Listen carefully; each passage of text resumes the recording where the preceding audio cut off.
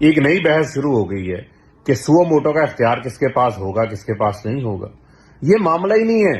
او بھائی جو معاملہ ہے وہ معاملہ ہے اس ملک کے اندر 2 صوبوں کے اندر اسمبلیاں تحلیل ہو گئی, انتخابات ہونے ہیں, سپریم کورٹ نے صدر کو تاریخ دینے کا احکامات دیے, صدر تاریخ دے چکے ہیں, الیکشن کمیشن شیڈول جاری کر کے پی ڈی ایم کے ساتھ مل کے بھاگ چکا ہے, 8 اکتوبر کی تاریخ دے دی ہے.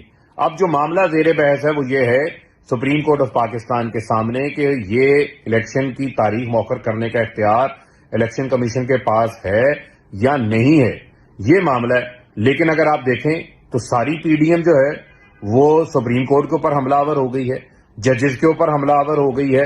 بھئی معاملہ یہ ہے کہ آج کون سا جج سپریم کورٹ کا ہو, ہائی کورٹ کا ہو, وہ آئین سے نظریں چڑھا سکتا ہے؟ 90 روز کے اندر انتخابات ہونا ضروری ہیں. لہٰذا یہ پی ڈی ایم اور ان کے پیچھے جو ان کے لوگ چھپ چھپ کے حمایت کر رہے ہیں ان کے پروپیگنڈے کا شکار آپ کو بننے کی ضرورت نہیں ہے. 90 روز کے اندر انتخابات جو ہیں وہ ہونے ہیں اور اس کے اوپر عمل درآمد ہونا ہے. چیف جسٹس آف پاکستان, پوری قوم کی نظریں آپ کے اوپر ہیں. ہمیں معلوم ہے کہ جو اس وقت آپ کے اوپر حملہ کیا گیا ہے, جو سپریم کورٹ آف پاکستان کی انڈیپینڈنس کے اوپر حملہ کیا گیا ہے, لیکن اس کے باوجود پوری قوم آپ کے ساتھ کھڑی ہے.